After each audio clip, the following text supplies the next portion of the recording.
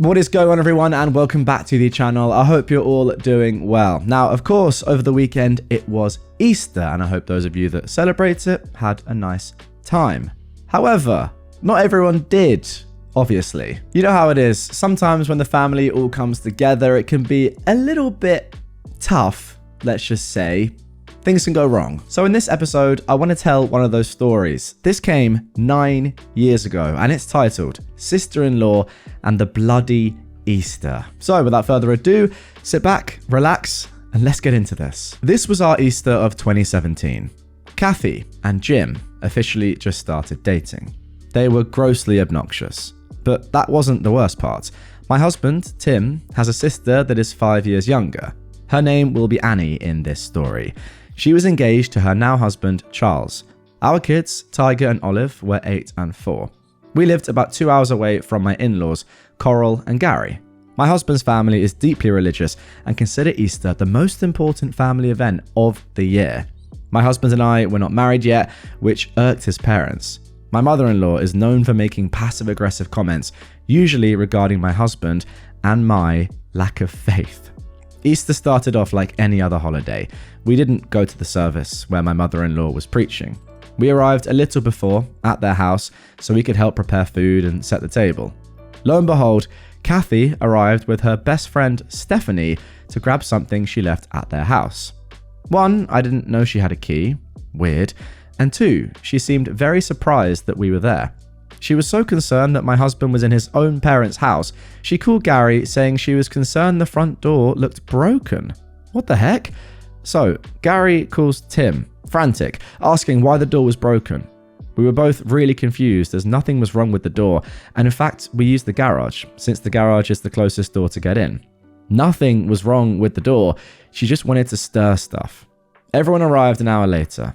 My in-laws were really concerned about the door, but as I said, nothing was wrong with it. Kathy just played it off that it looked off to her, and how sorry she was that she caused a big deal over nothing. As I said, Easter is a big deal for his family, so there were at least 5 sides. My father-in-law's mashed potatoes, yum, sweet potato pie, corn, glazed carrots, and stuffing. Then there was turkey and chicken. There were lots of desserts as well. Everyone was just happy to eat a good meal and be together. However, in their house, my mother-in-law always gets her plate first after my father-in-law prays. During the prayer, Kathy starts grabbing sides. Jim told her quietly, "Please, don't. My mum goes first. Can't you wait until the prayer's over?" She then huffed out, "Fine." So by the end of the prayer, her plate is full of just sides. Anything that was in reach, she grabbed. So then she starts eating when my mother-in-law is getting her food. Now, there's not enough food for everyone. Even Charles said, "Hey, not cool." Everyone got 1/3 of their regular amount of food.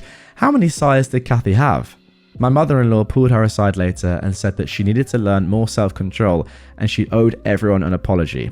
She never did. Alright guys, I'm going to be honest, I'm not exactly sure who Kathy is in relation to everyone here, but OP is with her husband, Tim, at Tim's parents' house.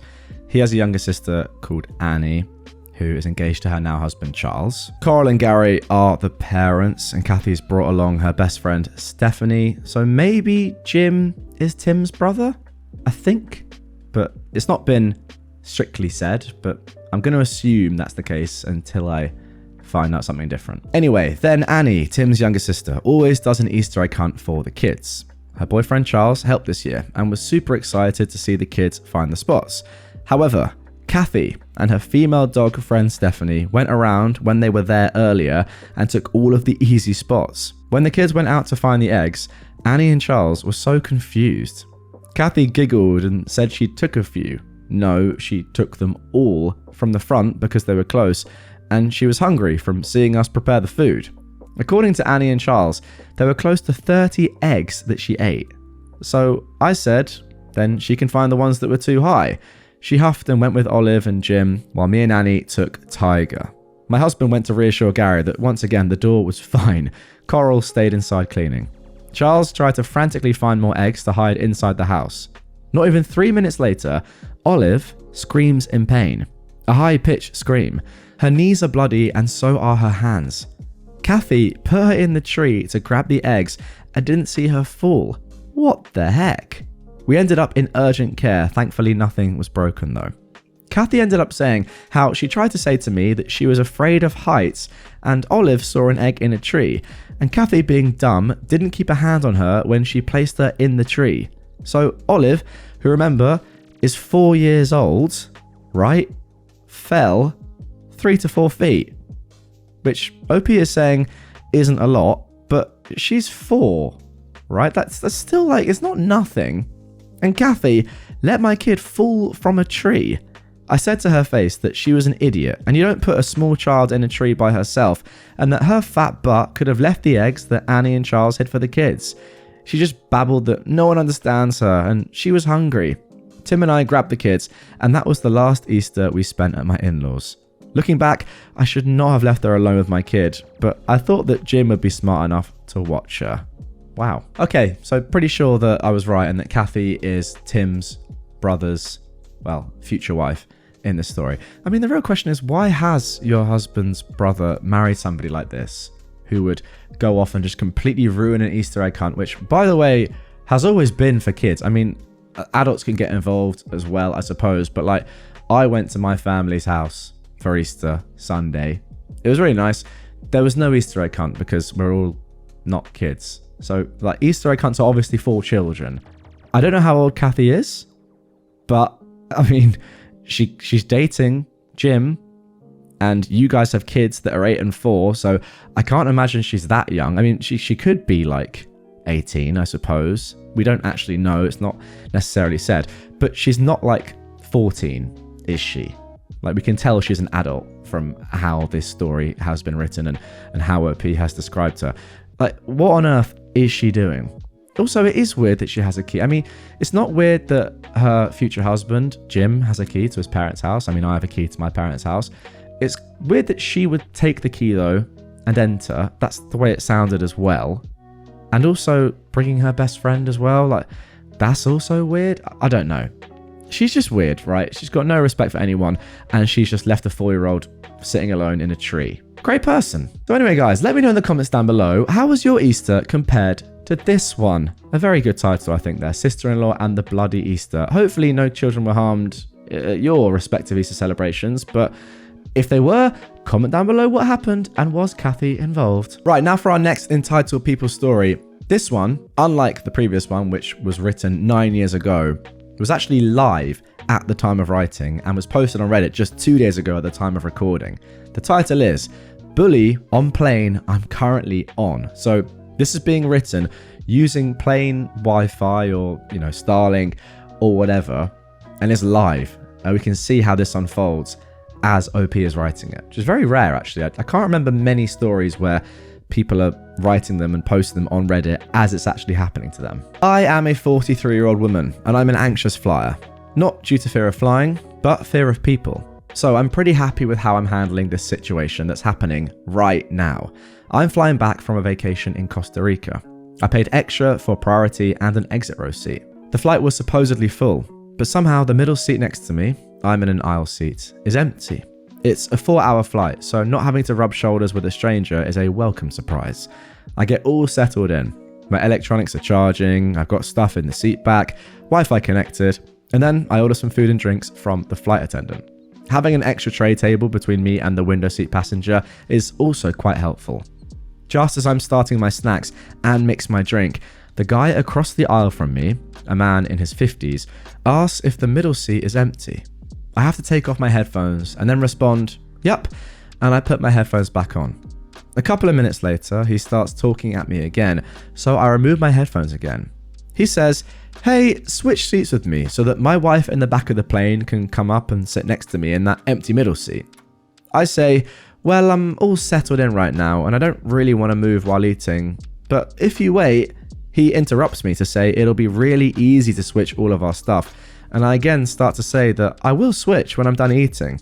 But he doesn't even listen to me. He just talks over me, saying things like, "Unbelievable. So I can't sit next to my wife because you won't just do a simple thing like switch one aisle seat for another?" So ridiculous. How unbelievably rude. There's so much wrong with this, by the way. First of all, I assume that there is somebody in his middle seat or someone sitting next to him. Otherwise, his wife could just go and sit next to him there. So it's not as simple as just switching one seat for another, because you have, in effect, OP, 1.5 seats, which is obviously huge. I mean, if you're on a flight, doesn't even matter if it's short haul or long haul, and the middle seat is vacant and people are coming on, and you're thinking to yourself, please, like, grace me. This is going to be so good if no one sits there. Like, the difference between if someone sits there and someone doesn't, right? It's a huge difference. So the fact that this guy hasn't realized that, I mean, he has realized it, but the fact that he's not understanding that is really stupid. And then secondly, if you want to sit next to your wife, book seats together. It's not that hard. I mean, like, genuinely, respect for OP for even entertaining this. I feel like I'd be inclined to do it, but I wouldn't want to. I wouldn't want to give up 1.5 seats for one seat. No way. Anyway, I kept trying to tell him to just wait a few minutes, but now he's annoying me. He never asked, he never said please, and immediately just started talking loudly and gesturing around to everyone, telling them how unbelievable I am. I realize now that I phrased his statement as a question when he said, let's switch seats. He said, hey, switch seats with me. He didn't actually question it at all. He didn't say, please can we? He just said, switch seats. So then he finally takes a breath and says, well, how about after you finish eating, then you'll switch? To which I say, as I was telling you, I'd be fine switching after I eat, but not after you've been so rude. Now, I'm not going to switch with you at all. Well done, you. Of course, this makes him incensed. He continues to bluster and bloviate about how I'm so unbelievable and keeping him from his poor wife that is sitting with strangers. How dare I? Then he again tries to talk to the man next to him about how evil I am and just starts leaning across the aisle and glaring right at me, 18 inches away from my face. That's horrible. That's just disgusting. For audio listeners, I'm holding up 2 hands to 18 inches. Not fun at all. At some point, he mumbles under his breath, and I think he said female dog, but it was hard to hear as I put my headphones back on and just ignored him. For the next hour, he continued to glare and yell back to his wife that I was preventing them from sitting together. So I just completely ignored him, and I text my friends, laughing and smiling a lot, just annoying him more, but not doing anything wrong or engaging him in any way. We're about an hour from landing at this point when OP is writing this, and he seems to have given up and is just leaning back and not staring at me anymore. I have a feeling he's going to say something when we're disembarking, either to me or the people around us, about how unbelievable and ridiculous I am. My plan is just to half smile wryly and say, okay, I'm going to try my best to not take the bait and get in an argument, because there isn't any point with people like this, but I know it will be hard for me. Any advice? Also, let me know what you would say in a situation like this. Damn, it's annoying that, like, I'm not reading this live, as in, like, when it was just posted. Because if you were on Reddit at the time this was posted, you could actually, like, influence a real life entitled people situation. What a privilege. If this guy was capable of listening, I would tell him it's his own fault for not upgrading his wife's seat and getting seats next to each other before the flight. I also want to reiterate that I would have switched, even though I didn't want to, until he became so rude and entitled. But I doubt it would make a difference, so I'm just not going to give any reaction instead. Thanks for reading. I'm trying to buck up before the plane lands. I hate being in situations like this, but I hate giving in to bullies even more. Should we have a quick look at what the comments said, just to see if any of the info was good? I'm inclined to have a look. Somebody said, keep your headphones on and just ignore him. Nothing will enrage him more than you just being completely unbothered by the incident and having enjoyed an empty seat next to you the entire flight, not paying a single thought to him and his little tantrum at all. I would agree with that. I think that is the thing to do, especially given the fact that you said you don't like confrontation. If it was me though, I would be really tempted to get into an actual argument with him. I know that sounds bad, but I just would. I'd be like, what are you, I just have to say, like, what are you actually complaining about? You are an idiot. And I know, I can see the comments. You guys are saying, no, that's what he wants, which is right. But also maybe it would take someone actually standing up to him and being like, you are just so wrong here. Like, what on earth are you doing? If you want to sit next to your wife, buy 2 seats together, leave me alone. I don't know you. Stop being 18 inches from my face, to get him to actually not do it the next time. Maybe I'm wrong, but I feel like this is not the first time this guy's done this. And he probably has done this in the past, not paid for 2 seats next to each other, and then bullied someone else into getting them to change seats with him or his wife or whatever so they can sit together. So this has to stop at some point. That's what I'm thinking. But yeah, let me know in the comments down below. First of all, what advice would you give to OP if you were commenting live on Reddit as this was happening? And secondly, what would you do in this situation? Entitled woman thinks she can ignore rules in a work zone. Hey everyone, I didn't sleep very well because of an incident at work yesterday. Thankfully, it's raining and I won't be working today, but I needed to vent. So, our cast of characters is as follows. I am a 26-year-old non-binary, but I'm not out to my co-workers, so they will refer to me as she throughout the story. We have an entitled driver, who is a woman in her 50s, an entitled passenger, a 20-year-old woman, I think probably her daughter, a state trooper, a man in his 40s, and my co-workers, Vicky in her late 40s, our team leader, Florence in her late 50s, Teresa in her mid-50s, Ben, late 40s, and Carol, late 40s. I am a flagger. You know when there's road construction and there's someone out there holding a stop sign? That's me. We are a traffic control company and we're one of the best in the state at what we do. It's gotten to the point that one contractor has even told us they refuse to work on the road if we or one other traffic company is not with them. I tell you this so that you know that what is about to occur was not due to any fault of me or my co-workers. It was purely on the entitled driver's ignorance. The job I'm currently assigned to is a long-term job with multiple parts on a major 2-lane highway. It's 55 miles per hour, but most people are used to doing 70. We have to be at company HQ at 5:30, drive an hour to get to the job site, work for however long the contractor wants us to, drive back to HQ, and then go home. All in all, it's a 12 to 14 hour day. We go straight to bed, get up, and we do it all again. We're all tired and we have no patience for dumb drivers. At the current step of this job, we have split into 2 teams and have 2 sites on the same road separated by a mile. So the drivers have no patience for us either. Due to some previous bad behaviour from drivers, we have a state trooper assigned to assist us. He sits in a parking lot in between our zones and has one of our radios so we can reach him quickly. Now before I get into the story proper, I want you to know what to do when you come across a flagging operation so you don't end up making a butt of yourself like the entitled driver of this story. 1. Your first warning sign will be actual signs. In extreme situations, you might only see 2. The first is road work ahead. I sure hope it does. Self-explanatory. Some companies might use variations like utility work or road construction, but they all mean the same thing. The second is a picture of a person holding a flag. This sign is telling you that there is someone ahead controlling traffic. Due to the nature of this job, and because we had enough space to do so, we had 5 signs placed in the lead up to our zone. In between the 2 mentioned, we also had one that said reduce speed and 1 lane road ahead. And at the end, we placed a second flagger picture, just in case people missed the first one.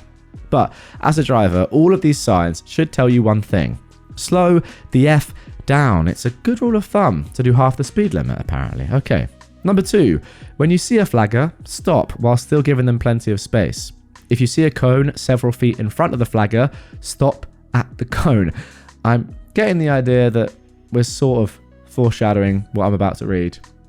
Because yes, stopping at a cone is pretty obvious. If there is an intersection between you and the flagger, stop before the intersection. If neither of these visual cues exist, give yourself enough space that if you were rear-ended, you wouldn't hit the flagger. In my case, both visual cues were present. A cone was placed on the other side of the intersection where I wanted people to stop. And 3, if you see several cars stopped in front of you, do not attempt to go around them. Again, I feel like we're foreshadowing here. They are stopped for a reason. You are risking a head-on collision. Stop behind the person in front of you and wait your turn. If you are truly in such a hurry that you cannot wait for traffic to move, make a U-turn, if safe to do so, and find another route to your destination. My job is to get you from point A to point B safely, not to get you there in a timely manner. So, with those ground rules established, on with the story. Our zone was about a half-mile long with 2 intersections. Yesterday, I was stationed at the south end of the north zone. This meant that I had the wonderful job of stopping people that had just went through the south zone before I could send them through my zone. I was also placed so that I could control one of the intersections in addition to the main road. The other intersection was a little ways down from the opposite end, so Ben was watching this intersection and letting people know when it was safe to go. Carol and Florence took turns flagging the opposite end of the main road, and I did the same with Teresa.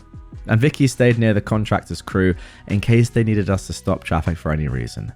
I drew over Google Maps for a visual guide of where we were placed in case my description is unclear. Let's have a look at this.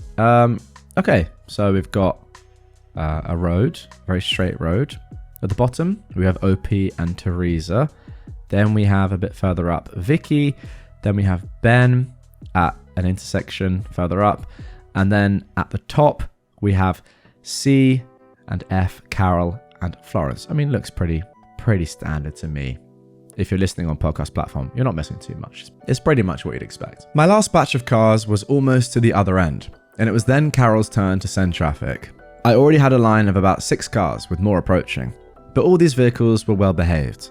My first car stopped at the cone.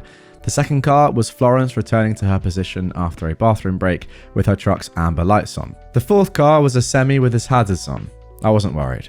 Until I saw a blue SUV pull out from behind the semi and start passing my stopped traffic. I moved closer to the middle of the road in hopes of getting her attention and mouthed to the driver, "What the F are you doing?" The following shouting match ensued. "I didn't know! Nobody can see you! You should be behind the semi," the entitled driver said. "I'm where I need to be. You shouldn't be pulling around stop traffic on the frickin' highway. There were signs telling you I was here." Then the passenger got involved. "There weren't any signs. There was no warning." "Yeah, no one can see you back there. Move behind the semi so people can see you." There were 5 frickin' signs, not to mention the 6 cars stopped in front of you. Have some frickin' common sense, lady. I assume Florence either heard the argument or saw me getting upset, since I heard her voice over the radio. "Do you need help?" "Yes," I replied. Teresa got out of her truck at this point and started walking towards me. She was about 400 feet behind me. Florence got out of her truck as well and approached the entitled driver's window. "Hey, I saw what you did," Florence said. "That was insanely illegal. You could get 6 different tickets for that. We had plenty of warning. She's standing there for a reason. Don't tell her how to do her job." At this point, the entitled passenger said something to Florence that I couldn't hear, and she didn't want to repeat when I asked her about it later. I just heard her shout, "Oh my God," and start walking back to her truck. The entitled passenger got out and started following Florence and recording her. Oh great. Florence informed her that all of our company trucks had dash cams and not to do anything stupid. At this point, Carol's traffic had already passed me, and Ben came over the radio asking me what was taking me so long to return. Florence replied to him, "There's a lady that tried to run OP's paddle and is still causing problems. Nobody sent any traffic. Vicky, can you get the trooper down here? The vehicle is a blue make and model, license plate number X." Teresa approached the entitled driver and instructed her to pull off onto the side road next to me and park. She was arguing, so Teresa had to repeat herself several times. The driver then tried to go around her and ended up coming straight at me and stopped with her front bumper just a few inches from my knees. I backed up a few feet and she did it again. Now, there are 2 things you need to know about Teresa. First, she used to work in private security. She was trained by local police and military members for that role. She is an intimidating lady, and she yells like a drill sergeant. Second is that we are blood related, and seeing a car move towards me in such a threatening way awakened a fury in her that I've never seen before. Like a mother bear defending her cub, she screamed in the driver's face, "Pull onto the side street and frickin' park!" The driver was sufficiently scared into complying, and the state trooper pulled up shortly afterwards. After talking to the driver briefly, the state trooper approached me to hear my description of events. I told him that she pulled around stop traffic in an attempt to get through, and that she was acting aggressively. He replied, "That's what I thought. Okay, I'll take care of it." I thanked him, and Teresa told me to take my break and calm down. From the rearview mirror of the truck, I could see the entitled driver and the state trooper, but I couldn't hear anything. The trooper berated the driver for several minutes, and her face turned visibly red. Soon after, I saw her swiftly leaving, and the trooper was talking to Teresa before he returned to his position. The rest of this story I got secondhand from Teresa. Apparently, the trooper had screamed at the driver for 5 minutes straight, not letting her get a word in edgeways. When he was done, the driver admitted that she wasn't paying attention. She made a mistake and doubled down to try and deflect her own fault onto me. The trooper said he would make a record of it, but he was letting her go without a ticket. I was annoyed. My entire crew was annoyed on my behalf, but we moved on with our day. That's a shame. to be honest. Like, great story, but the lack of ticket there is like a sour end, because as Teresa or Florence, whoever it was, said earlier, this woman could have got 6 separate tickets, and what she did was highly illegal. So for the trooper to just not really be bothered to do any paperwork, because that's what's happened here, and just let her go when she's broken the law in multiple ways and was like threatening to run over somebody, that's just poor. So sadly, not the most satisfying end to this story, but suppose that's real life and that can happen. But there we go. Great story nonetheless. I felt like a lot of background there to get to the actual entitlement part, but I would like to thank OP for doing that diagram on Google Maps and really setting the scene, because it does help sometimes when I have like a full picture in my mind. I know the road is straight. I know there's intersections and I can tell where all of OP's colleagues are. And yeah, you get more of a visual idea of what was happening. So I suppose in this situation, it was well worth it. Thank you very much, guys, for listening and watching, as always. Let me know your thoughts on these 3 stories down below. If you want more right away, check out this episode on screen. Subscribe if you are new on whatever platform you are on, whether that's subscribe on YouTube or follow on Spotify or Apple or whatever. And I'll catch you on the next one.